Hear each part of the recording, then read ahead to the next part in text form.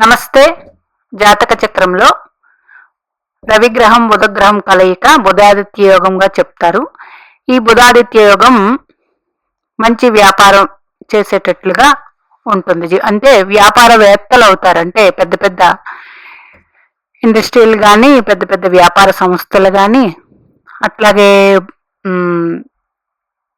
Clothes బట్టలకు సంబంధించింది, ఇట్లాగే కమ్యూనికేషన్ రంగాల వారికి ఇట్లాగా వస్తాయన్నమాట.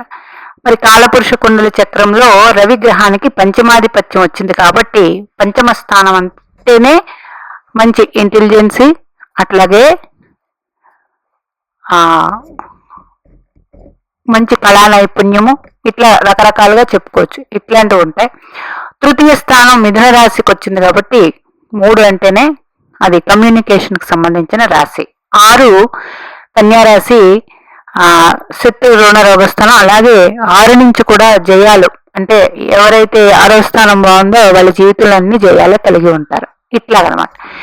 ఇట్లాగే ఈ 2 గ్రహాలు కలయిక సింహరాశిలో కానీ, కన్యారాశిలో కానీ, మిథున రాశిలో కానీ కలిగి కేంద్రాల్లో కోణాల్లో ఏర్పడితే ఈ యోగం అత్యున్నతంగా ఉపయోగపడుతుంది మంచి వ్యాపారవేత్తలు. అదే తృతీయ స్థానంలో ఏర్పడింది అనుకోండి, కర్కాటకం సింహం కన్య తృతీయంలో ఏర్పడింది అనుకోండి, ఇది కూడా గొప్ప యోగంగా చెప్పబడుతుంది. ఇలా కలయిక ఉన్న వాళ్ళు ఎక్కువగా ఉద్యోగం చేయగలిగి కన్నా వ్యాపారం చేస్తే మంచి ప్రయోజనాలు ఉంటాయి.